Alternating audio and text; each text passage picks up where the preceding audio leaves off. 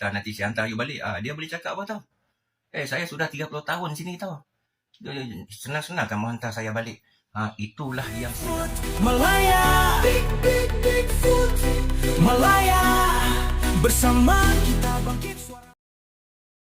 Gaslis sesangat menumpang isu lambakan etnik asing kini makin meresahkan masyarakat. Melalui video ini, ayah payah menegaskan bahawa lambakan etnik Rohingya yang enggan berpindah ke negara ketiga membuktikan mereka sudah terlalu selesa berada di Malaysia. Rakyat kita perlu sedar, negara ini tidak pernah menandatangani sebarang konvensyen pelarian, bermakna kehadiran mereka di sini hanyalah berstatus transit sementara. Malangnya, sikap sebahagian daripada mereka yang mula menceroboh sektor ekonomi jalanan dan mengabaikan peraturan setempat menjadi punca utama mengapa gelombang penolakan daripada rakyat tempatan semakin memuncak. Status pelarian bukan pasport kebal untuk membelakangkan undang-undang tuan rumah. Kita desak UNHCR bertindak segera hantar mereka ke negara ketiga.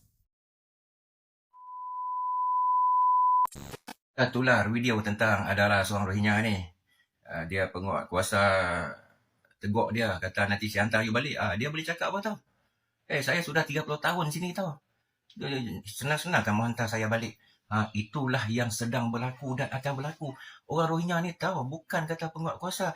Kerajaan Malaysia sendiri pun tak boleh halau mereka, tak boleh usir mereka daripada negara ni. Sebab pemegang UNHCR card ni dilindungi.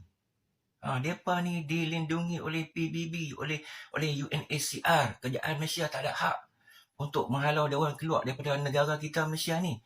Dah sebab tu dia boleh bercakap, dia dah duduk sini 20 tahun, 30 tahun. Dan orang Rohingya sekarang ni tak fikir dah negara ketiga tu. Dia tak mau fikir kita nak pergi Amerika ke, nak pergi Kanada ke, Australia ke mana. Mereka lebih selesa duduk dekat Malaysia ni. Dekat Malaysia ni dia bebas. Dekat Malaysia ni dia bebas. Pagi pergi kerja macam orang lain. Lepas habis kerja, dia pun lepak, relax ni. Kalau pergi negara ketiga tu, dia ada berapa jam yang dia perlu bekerja. Dan dia orang ni memang dah tak mau fikir dah. Dia tak fikir dah Arakan ke, tak fikir kan negara ketiga. Dia lebih selesa duduk di Malaysia. Itu yang hampa kena tahu. Banteras segala noda desa kuasa buka mata Malaysia. Perlu dijaga kekal teguh.